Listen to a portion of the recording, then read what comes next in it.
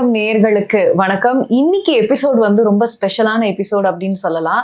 நிறைய பேருக்கு வந்து இந்த காதல் சம்பந்தமான விஷயங்கள்ல டவுட் இருக்கும். யார்கிட்ட போய் கேட்கறது அப்படின்னு தெரியாது. ஆனா ஜோதிடத்துல அவங்களுக்கான டவுட்ஸுக்கு நிறைய ஆன்சர்ஸ் அக்யூரேட்டா நம்ம சொல்ல முடியும் அப்படின்னு சொல்லிட்டு இப்போ தற்சமயத்துல நிறைய பேசிட்டு இருக்காங்க. அந்த வகையில இன்னைக்கு நம்ம நிகழ்ச்சிக்கு காதல் ஜோதிடர் திருமதி ஈஸ்வரி அவர்கள் வந்திருக்காங்க. காதலுக்கும் ஜோதிடத்துக்கும் எப்படி சம்பந்தப்பட்டிருக்கு, ஜோதிடத்தின் மூலமா காதலை வந்து நம்ம கணிக்க முடியுமா, இப்படி நிறைய விஷயங்கள் நம்ம கேட்டு தெரிஞ்சுக்க போறோம். வாங்க நிகழ்ச்சிக்கு போலாம். வணக்கம் மேம். வணக்கம்ப்பா. இன்னைக்கு எபிசோட் வந்து நீங்க வரீங்க அப்படின்னும் போதே வந்து என்னோட கேள்விகள் எல்லாமே ரொம்ப கிரியேட்டிவா போக ஆரம்பிச்சிருச்சு. யூஸ்வலா இருக்கிற கேள்விகள் மாதிரி இல்லாம. சோ நீங்க காதல் ஜோதிடர் அப்படின்னும் போது நீங்க முதல்ல கணிச்ச ஒரு காதல் கணிப்புனா என்ன சொல்வீங்க? நிச்சயமா. அதாவது எல்லாத்துக்கும் வந்து இந்த காதலுக்கும் இதுக்கும் ஒரு தொடர்பு இருக்கணும்னு ஒரு விஷயம் இருக்கு இல்லையா? ஏன் வந்து நிறைய பேருக்கு அன்பு தேடி தான் எல்லாருக்குமே ஒட்டுமொத்த லைஃப்ல பார்த்தீங்க அப்படின்னா, நல்ல பணம் இருக்கும், அவங்கள்ட்ட நிம்மதியான வாழ்க்கை இருக்காது. எல்லாமே இருக்கும். பட் ஏதோ ஒரு வீட்டுக்கு போனால் ஒரு மன அழுத்தமாக இருப்பாங்க. சொல்லிக்கிற மாதிரி உறவுகள் இல்லாமல் இருக்கும். இது எங்கே டிஃபால்ட்டாக இருக்கா? நம்ம காதல்னு எடுத்துக்கிட்டோம்னா அது அன்பு தான். நம்ம அது எல்லாருக்கிட்டே இருக்கக்கூடிய அன்பாகவே எடுத்துக்கலாம். ஒரு காதலன் காதலிட்டு இருக்கிற அன்பை தாண்டி ஒரு அம்மா குழந்தைகிட்ட இருக்கக்கூடிய காதல் அன்பு, அதே மாதிரி ஒரு டோட்டல் ஃபேமிலிக்கு இருக்கக்கூடிய ஒரு காதல், ஒரு சின்ன சின்ன பரிமாற்றங்கள், இதெல்லாம் எங்கே இஷ்யூ ஆகுது அப்படிங்கிறத முதல்ல எடுத்த ஒரு விஷயம். இன்னொன்று வந்து பார்த்தீங்கன்னா, நிறைய காதல் தோல்விகள்லாம் பேசுகிறோம், நம்ம ஃப்ரெண்ட்ஸோட பேசுவோம் இல்லையா? எனக்கு லவ் பிரேக்கப் ஆச்சு, ஏன் ஆச்சு, எதுக்காச்சு, ஒரு கேள்விகள் எழுப்பிட்டே இருக்கக்கூடிய ஒரு நிலை. அதை தாண்டி நான் வந்து ஒரு சென்னைக்கு வந்த புதுசில் வந்து பார்த்தீங்க அப்படின்னா, நம்ம நைட்டில் எஃப்எம் தான். அப்போல்லாம் வந்து உங்களுக்கு பெருசாக நான் டிவிலாம் கனெக்ட் ஆகிறதில்ல. நான் பொதுவாகவே ஒரு பொழுதுபோக்குன்ற மாதிரி எந்த இதுவும் கிடையாதுன்னு வச்சுக்கோ. அந்த டைம் பீரியட்லாம் வந்து எஃப்எம் மட்டுமே கேட்பேன். ஸோ எஃப்எம்ல பார்த்தீங்கன்னா லவ் குருன்னு ஒரு ஷோ வரும். ஸோ எனக்கு அது ரொம்ப பிடிச்சமான ஒரு ஷோ. அதை கேட்காம தூங்க மாட்டோன்ற மாதிரி இருக்கும். அப்போ அவர் பேசும்போது எனக்கு சில விஷயங்கள் கனெக்ட் ஆனது. இந்த ஒரு காதலை பற்றி ஒரு பெண் ஒரு ஆண்கிட்ட எதிர்பார்க்கக்கூடிய விஷயங்கள், ஒரு ஆண் பெண்கிட்ட எதிர்பார்க்கக்கூடிய விஷயங்கள் இந்த அளவுக்கு ஒரு மனசை காயப்படுத்துமா அப்படிங்கிறது ஒரு தேடலாக ஆரம்பிச்சது. ஓகே, இதெல்லாம் எனக்கு அப்போல்லாம் வந்து நான் ஆர்ஜே ஆயிடணும், விஜய் ஆயிடணுன்ற அளவுக்கு ஆசை இருந்தது. ஸோ இது என்னன்னா, இது எட்டாவது கனி அப்படின்றது மாதிரி இருந்த ஒரு விஷயம்னு வச்சுக்கோங்களேன். ஸோ இதில் இருக்கக்கூடிய ஒரு தேடல். இன்னொன்று வந்து அதிகபட்ச லைஃப்பில் வந்து எல்லாருக்குள்ளேயும் டிஃபால்ட் ஆகுறது எங்கே உடஞ்சி போகிறோம் ஒரு மனுஷன். நம்ம படங்கள் நிறைய பார்க்கணும். காதல் வந்து பெரிய கம்பீரமான ஆளாக இருந்தால் கூட அங்கே தோல்வின்னு வந்தோடனே அவனால் தாங்க முடியாது. ஸோ இதுக்கும் ஜாதகத்துக்கும் எங்கே தொடர்பு இருக்குது அப்படின்னு நம்ம சரௌண்டிங்கில் இருக்கவங்க நிறைய லவ் பிரேக்கப் பார்த்ததுனால ஓகே என்ன காரணமாக இருக்கும் ஃபஸ்ட்டு. அதுக்கு முன்னாடி எங்கள் வீட்டில் வந்து பார்த்தீங்க அப்படின்னா, என்னோட தாத்தாவே வந்து கொஞ்சம் ஃபேஸ் ரீடிங்லாம் எடுப்பாங்க. ஸோ அதுலேருந்து ஜெனட்டிக்லேருந்து வந்ததா என்னன்னு தெரியல. அவருக்கு இப்போ தான் 120 வயசில் தான் இப்போ தான் இறந்தார். பெருசாக கனெக்டிவிட்டிலேருந்து இருந்தாலும் அவங்களுடைய வளர்ந்த முறைகள் நம்ம பார்த்து வளரும்போது அந்த ஜீன் நமக்குள்ளே உருவானதா என்னன்னு தெரியல. கிட்டத்தட்ட நானுமே ஃபேஸ் ரீடிங்லாம் எடுப்பேன். ஒருத்தவங்க எப்படி தான் வந்திருக்காங்கன்றதை எனக்கு சில கணிக்க முடியக்கூடிய சூழ்நிலைகள் வந்து அப்புறம் நிறைய ஜாதகம் பார்க்க ஆரம்பிக்கும். நம்மளோட ஜாதகத்தை எடுத்துகிட்டு போய் ஏன் நடக்குது, எதுக்கு நடக்குது, இந்த பிரச்சனைக்கும் இந்த கிரகங்கள் தொடர்பு இருக்கா அப்படின்னு தேடல ஆரம்பித்த ஒரு விஷயம்தான். ஸோ நான் பார்த்த முதல் ஜாதகம் அப்படின்றப்போ என்னோட லைஃப்பில் ஒரு முக்கியமான என்னோடய ஃப்ரெண்டுக்கு தான் பார்த்தேன். ஸோ அவங்களோட ஃப்ரெண்டோட லைஃப்பில் வந்து பார்த்திங்கன்னா ஹஸ்பண்ட் ஒய்ஃப் ரிலேஷன்ஷிப்பில் இஷ்யூவாக இருக்குது. இது ஏன் எனக்கு நடந்துச்சுன்னு தெரியலப்போ, நீ கூட நான் ஒரு வாட்டி சும்மா பார்க்குறேன். அப்போல்லாம் நான் வந்து ப்ரொஃபஷனலாக வெளியில் பார்க்கணும்ல, நான் என்ன இருக்கிற விஷயம் இருக்குன்னு பார்க்குறேன் அப்படின்னப்போ, அவங்க ஹஸ்பண்ட்க்கும் வந்து இவங்களுக்கும் ஒரு பெரிய மிஸ் அண்டர்ஸ்டாண்டிங் எதிரீதியா அப்படின்றப்போ, இவங்களோட அம்மா அப்பாவை பற்றி அவர் குறை சொல்கிறது பிடிக்கிறதில்ல, அந்த பொண்ணோட அம்மா அப்பா பற்றி இவங்க பேசுகிறது பிடிக்கிறது. இவங்க 2 பேருக்குள்ளேயும் அவ்வளோ ஒரு பாண்டிங் இருக்குது. ஆனால் இதை பேசி அவங்களுக்கு கூட சண்டை வருது. ஸோ இதை பற்றி நான் சொல்ல ஆரம்பித்தேன். கொஞ்ச நாளைக்கு உங்கள் மாமனார் மாமியார் எல்லாத்தையும் விட்டுட்டு அவங்களுடைய அம்மா அப்பா இந்த பேச்சுக்களே அவங்களுடைய 2 பேரோட லைஃப்பில் அவங்க இன்ட்ராக்ட் ஆகாமல் பார்த்துக்கோங்க. ஒரு 3 months வெயிட் பண்ணேன், உங்களோட கிரகங்கள் மாறும்போது உனக்கு ஆட்டோமேட்டிக்காக நல்லாயிருக்கும் அப்படின்னு சொன்னால் நம்பவே இல்லை. கிட்டத்தட்ட அந்த அவங்களுக்கு ஹஸ்பண்டுக்கு திடீர்னு ஒரு ஆப்பர்ச்சுனிட்டி வருது. அவர் வெளியில் வேலைக்கு போகிறாரு. ஆஃபீஸ் விஷயமா அவர் கொஞ்ச நாள் வந்து வெளியில் போய் தங்க வேண்டிய சூழ்நிலை. யதார்த்தமாகவே அந்த பிரிவினையே சுப பிரிவினையாக மாறுது. ஓகே, இவர் வந்து திடீர்னு வெளியூர் போகக்கூடிய நிலை, கன்னடா அந்த மாதிரியான ஒரு நாட்டுக்கு சொன்னாங்க. போயிட்டு வர்றாரு. அகைன் இவங்க கூட நல்ல ஒரு ரிலேஷன்ஷிப் மெயின்டைன் ஆகுது.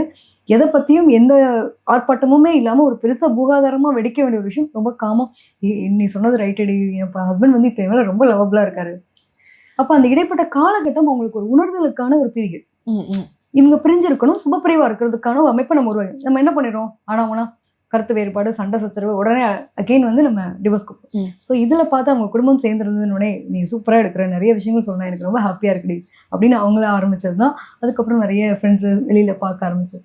ஸோ அந்த இடத்துல இருந்து தான் உங்களுக்கே ஒரு கான்ஃபிடென்ஸ் வந்திருக்கு, ஓகே இது கரெக்டாக தான் போகுது அப்படின்னு.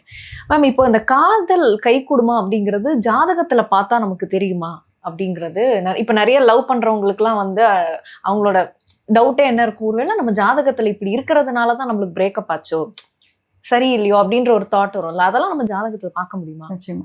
நீங்க எதை ஒரு விஷயத்த விரும்புறீங்களோ அதுதான் உங்களுடைய வெறுக்கக்கூடிய ஒரு விஷயமா மாறும். அது உண்மையா இல்லையா? கண்டிப்பா.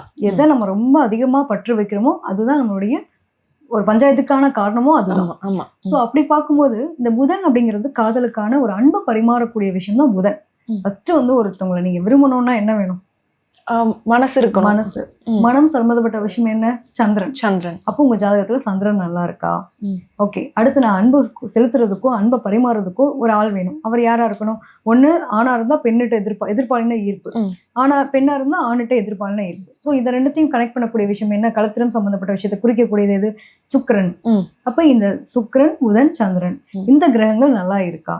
ஸோ இவங்களோட லைஃப்ல திருமணத்துக்கான பந்தம் இருக்கா? நம்ம இதுல எடுத்தோம் பாத்தீங்க அப்படின்னா பாவ அடிப்படையில் எடுக்கும்போது அவங்களுக்கு 5ஆம் இடம் நல்லா இருக்கா, வலுத்திருக்கா? 5ஆம் இடம் தான் காதலை குறிக்கக்கூடிய ஒரு விஷயமா இருக்கும். நம்ம வந்து கிரகங்களா பேஸ் பண்ணும்போது அது புதனை குறிக்கக்கூடிய ஒரு அமைப்பா இருக்கும். இதெல்லாம் நல்லா இருக்கா, நல்லா இல்லையா, கெட்டு போயிருக்கா? சில பேர் பாத்தீங்கன்னா காதல் இருக்கும், அத்தை பொண்ணே மாமா பொண்ணே காதலிச்சு கல்யாணம் பண்ணுவாங்க. அவங்களுக்கு அது சொந்தத்துல கல்யாணம் பண்றது. அவங்களுக்கு அந்த கிரக இணைவுகள் ஒண்ணு சேர்ந்தே இருக்கும். இதே வந்து ஜாதி மாதிரி திருமணம் பண்ணுவாங்க.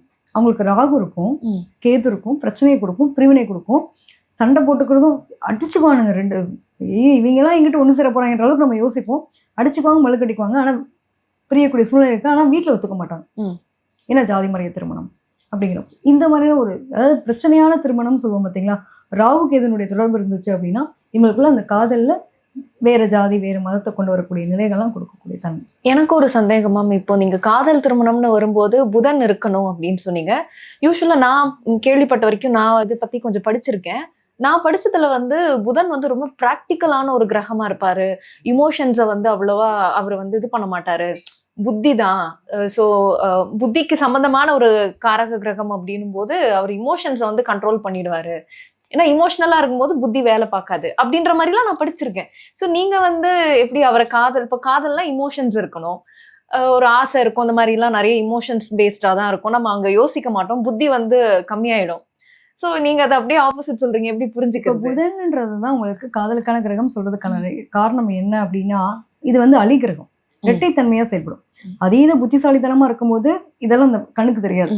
அதெல்லாம் வந்து வெறும் வெற்றிடமா தெரியக்கூடிய ஒரு அமைப்பு. இந்த அன்பு பரிமாற்றம் கம்யூனிகேஷன், ஒரு பெண் ஒரு பொண்ணையா இருக்கா, ஒரு பொண்ணா இருக்கா, பேசியே கரெக்ட் பண்றாங்கன்னு சொல்லுவாங்கல்ல. கவிதை எழுதுறதுக்கு உங்களுக்கு என்ன வேணும்? வார்த்தைகள். அந்த வார்த்தைகளை உங்களுடைய இமேஜ்ல கொண்டு போகணும். இல்லாத ஒரு விஷயத்த இருக்கிறதா நீங்க நினைக்கணும், ஆசைப்படணும். இது எல்லாமே குறிக்கிறது புதன் தான். புதன் வந்து கம்யூனிகேஷன்.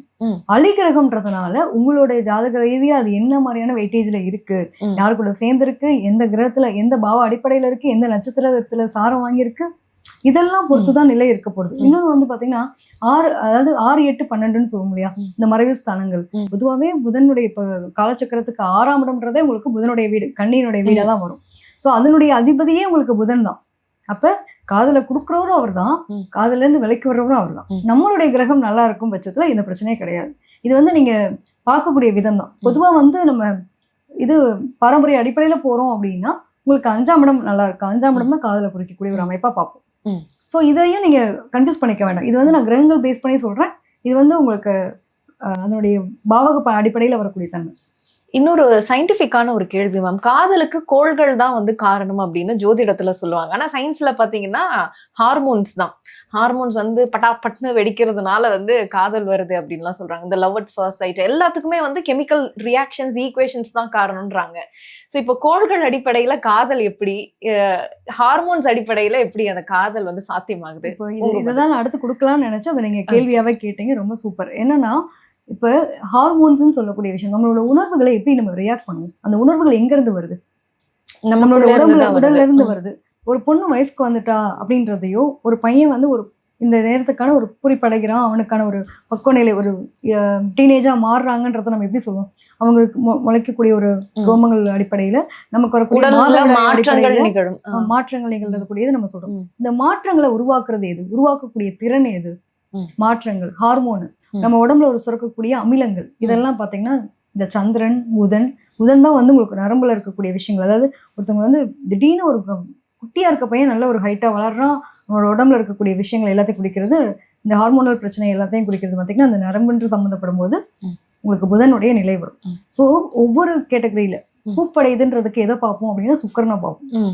ஒரு பெண் வந்து பூப்படைகிறா அப்படின்னா அந்த சுக்கிரன் சந்திரனை தான் நம்ம பார்க்கக்கூடிய நிலை தான். மாதவிடாய் சம்மந்தப்பட்ட விஷயத்தை குறிக்கும்போது ஒரு பெண் வந்து கர்ப்பத்தை தரிக்கிறதுக்கானையோ அந்த குழந்தையை உருவாக்குறதுக்கான திறன், இதை நம்ம எப்படி சொல்றோம் சயின்டிஃபிக்கா, அவளுக்கு ஹார்மோன் சுரந்தாதான் அந்த ஒரு ஆசை வந்தால் தான் அந்த சொல்லுவாங்களே மூட் ஸ்விங் ஆகுது. இதெல்லாம் என்னன்னா புதன். எனக்கு மைண்ட் சரியில்லை, நான் எதையும் பண்ண மாட்டேன். மைண்டுன்றது எதை குறிக்கக்கூடியது அப்படின்னப்போ உங்களுக்கு உங்களுடைய புதன். அப்போ உங்களுக்கு அந்த மைண்டை பற்றின விஷயங்களோ உங்களுடைய என்ன சிந்தனைகளோ செயலாற்றக்கூடிய அமைப்புகளோ இதெல்லாம் ஓகே. நான் ஃபஸ்ட்டு ஆசைப்படுறேன், என்னோட மனம்ன்றது சந்திரன், ஆசைப்படுறதுக்கான எண்ணங்களை தூண்டுறது என்னுடைய ஹார்மோனல் விஷயங்கள்.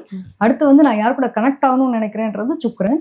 அடுத்த கட்டமா என்ன ஆகுது அப்படின்னா அதனுடைய சந்தோஷத்தினுடைய வெளிப்பாடு தான் குழந்தைக்காரர்கள் சம்மந்தப்பட்ட. அப்ப அந்த ஒரு உறவு நிலையை குறிக்கக்கூடியது செவ்வாய்.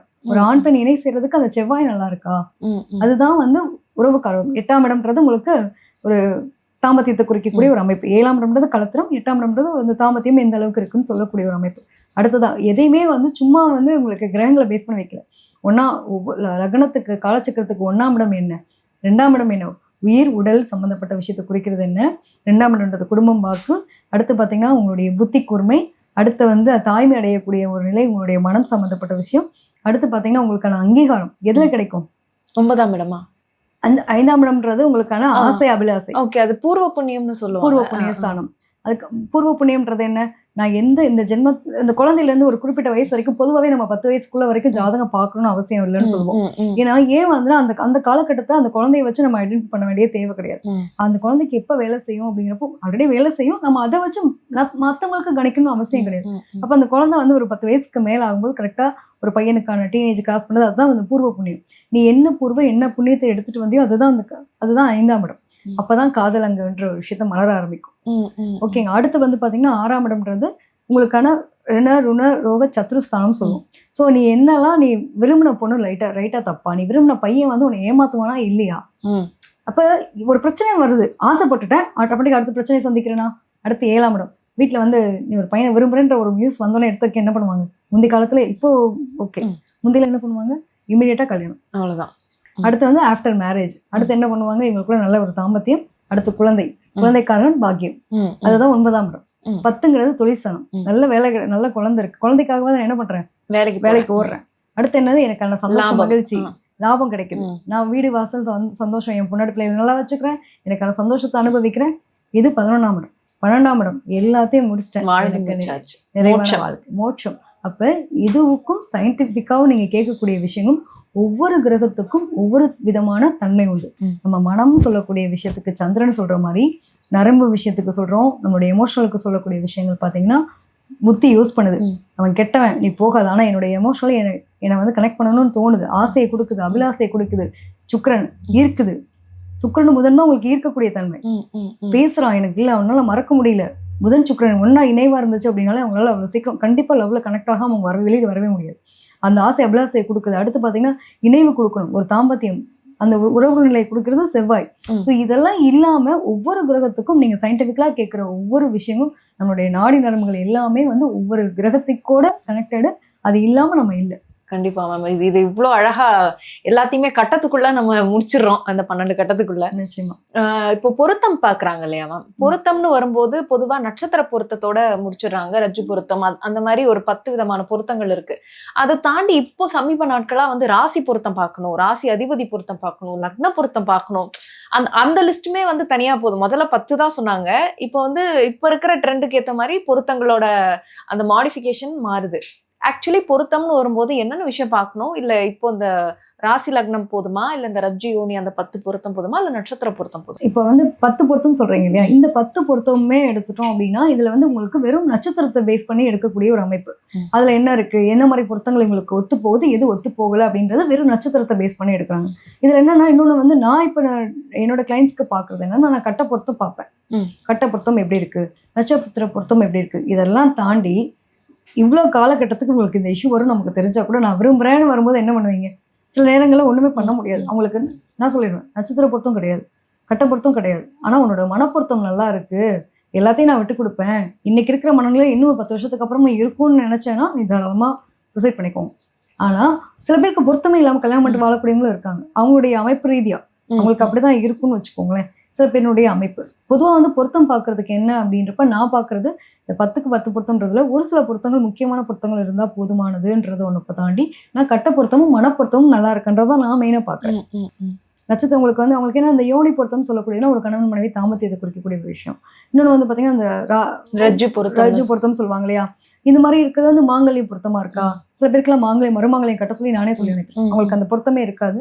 நான் சொல்லுவேன் முதல் தாலி கட்டிட்டு நீங்கள் இன்னொரு தாலி வந்து கோவிலில் போட்டு கூட நீங்கள் அதுக்கான உங்கள் வீட்டில் பெரியவங்களை கேட்டுக்கோங்க, அதுக்கான பரிகாரங்கள் செஞ்சுட்டு கூட நீங்கள் கல்யாணம் பண்ணுங்க அப்படின்றது சில பேருக்கு சொல்லி அனுப்பியிருக்கேன்.